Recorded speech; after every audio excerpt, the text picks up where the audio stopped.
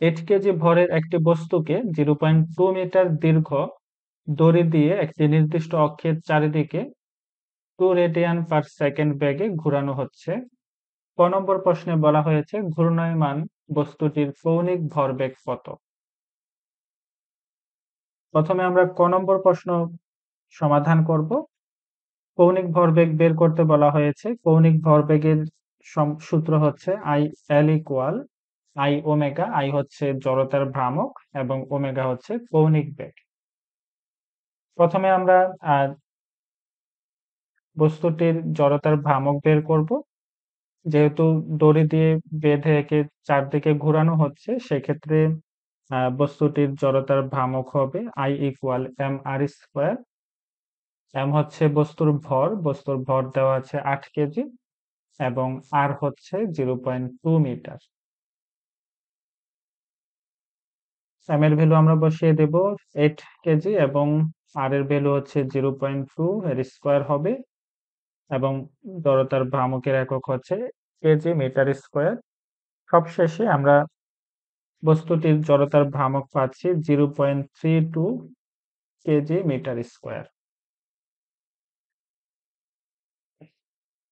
তাহলে আমরা I এর মান বসিয়ে দিচ্ছি 0.32 এবং ওমেগা হচ্ছে কৌণিক বেগ। প্রশ্নে দেওয়া আছে কৌণিক বেগ হচ্ছে 2 রেডিয়ান পার সেকেন্ড। কৌণিক ভরবেগের একক হচ্ছে K G metre square per second. Calculator ব্যবহার করলে আমরা L এর মান পাচ্ছি এখানে 0.64 K G metre square per second. এরপর খ নম্বর প্রশ্নে বলা হয়েছে বস্তুর ভর অর্ধেক হলে টর্কের কিরূপ পরিবর্তন হবে? প্রথমে আমরা টর্ক বের করে নিচ্ছি। I equal tau equal I alpha. I হচ্ছে জড়তার ভ্রামক এবং আলফা হচ্ছে কৌণিক ত্বরণ। কৌণিক ত্বরণ এখানে দেওয়া নেই, আমরা এর মান বসাবো না, মান না বসিয়ে অঙ্কটি করব।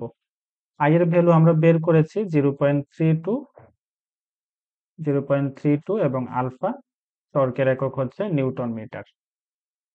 এবার যদি আমরা বস্তুর ভর অর্ধেক করি, বস্তুর ভর অর্ধেক করা হলে বস্তুর জড়তার ভ্রামক চেঞ্জ হয়ে যাবে।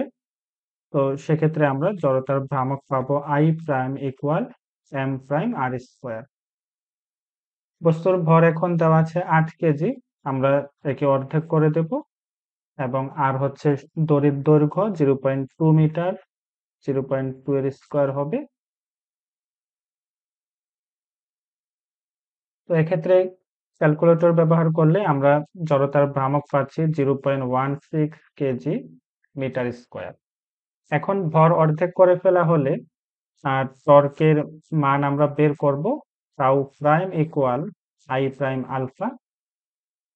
I প্রাইমের মান হচ্ছে 0.16 ইন্টু আলফা।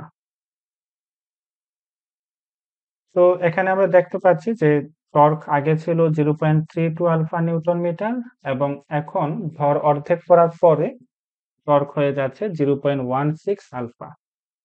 তো আমরা এখন টাউ প্রাইমকে টাউ দিয়ে ভাগ করে দেব। সেক্ষেত্রে আমরা পাচ্ছি 0.16 আলফা ডিভাইডেড বাই 0.32 আলফা।